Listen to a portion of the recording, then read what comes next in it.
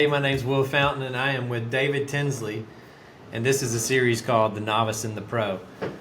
David runs our SBA LSP division, and today we're just going to spend a few minutes. I know some of this news we're covering happened mid-year last year, but just to kind of recap the 2023, the different revisions, if you would tell me, as a new guy, why they were looking to make changes, and what changes they were trying, or what problems they were trying to solve or resolve, and what that means for the lenders. Sure. Yeah. So there's really the main way that loans are provided to small businesses are under what's called the 7A program.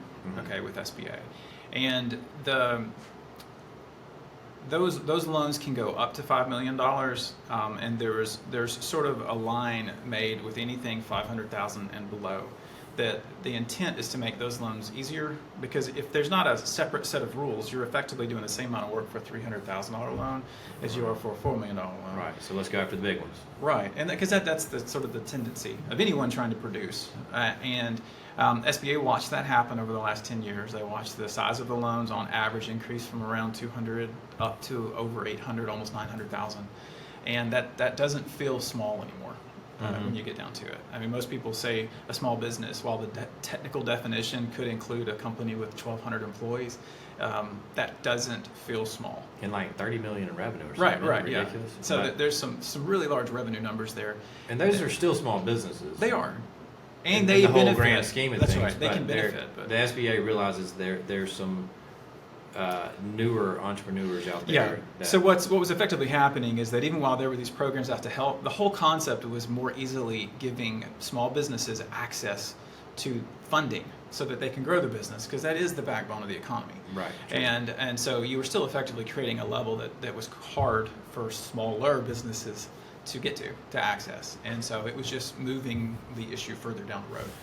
So that was really, I think, the intent of the changes, or the majority of the changes were aimed at that last year.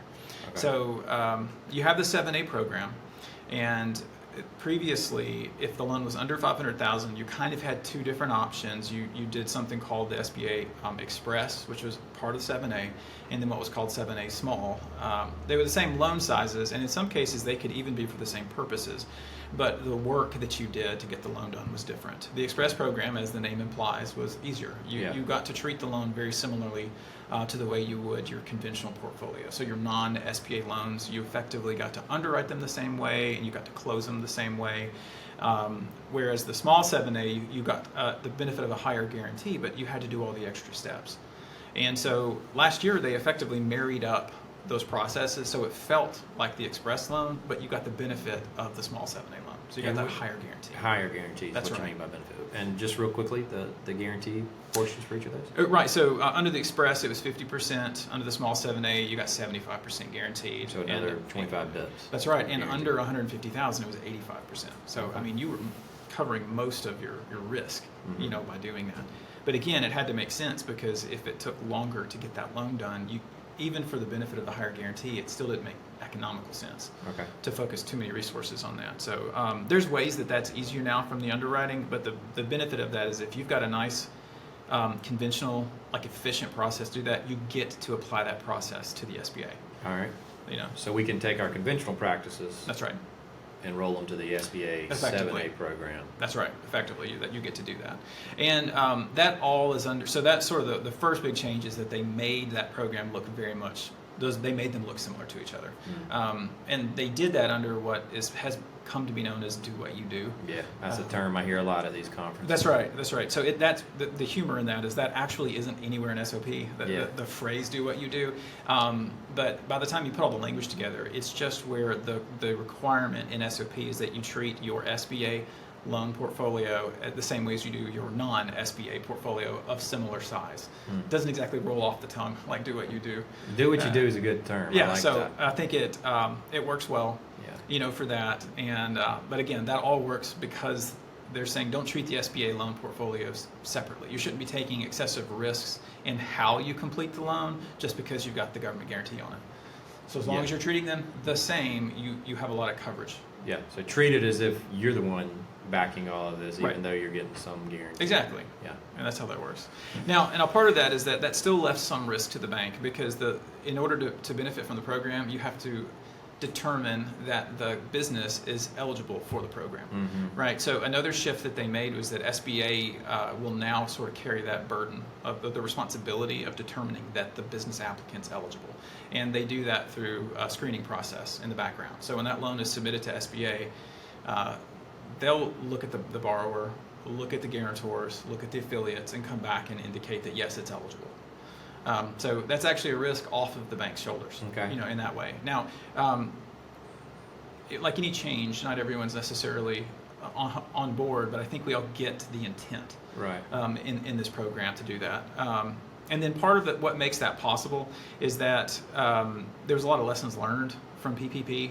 They saw ways to sort of help identify, and there's been a lot of work after the fact to go, like, what could have been done through all the electronic information that's available, what could we have used to scan these businesses as they were applying for it, to identify examples of like fraud and other risks and things like that. So they added technology That's to right. help with fraud on the front end. Right, and you also get the benefit of others. There's other electronic factors that go into whether or not the loan should or shouldn't be done. And it doesn't. That's something that augments the bank's process. But you get the benefit of SBA saying, if we approve it, then you're good. Yeah. So the know. proof of burden can be shifted back Correct. to the one saying they're going to guarantee the loan. Right, which right. Seems like a pretty good deal Yeah, to me. and of course, there's still things that are responsible, or that the lenders are still responsible for. Yeah. But even in some ways, those were simplified, because like one example is affiliation. When you're determining if the business is small, it's technically you're looking at that business and its affiliates, right? So there Okay. could be other entities involved, but the SBA would view that all as an affiliated group. The rules previously were somewhat open to interpretation, which no one's comfortable with. If you can't clearly state, here's what it is, you come back, SBA could always say, well, we disagree, and now you were wrong. It's much more straightforward. It boils down to looking at ownership, who has the majority ownership, and by that I mean more than 50%. And then you're comparing to other ownership from those owners. Is it the same NAICS codes? I mean, it really just boils down to a handful of pretty simple tests, and you can be confident that you've identified everything, Okay. which is nice. And then also at the same time, the test for determining whether or not the borrower should get that loan is kind of called the credit elsewhere test. But what it boils down to is that this program is for businesses that can't get credit elsewhere. So if they do qualify for a conventional loan, they should get the conventional loan. Yes. Now, unfortunately, that can be somewhat difficult from bank to bank, because you're having to prove why the bank won't give them a loan, while at the same time saying we want to give them a loan. So this is a lot easier. The SBA has defined a couple of parameters, and it's effectively checking the box. So as long as what you're saying meets one of the reasons that are outlined in SOP, it's just a matter of, this is the one we chose, and that's it. You don't really have to justify it, at least not to the extent you used to. Okay.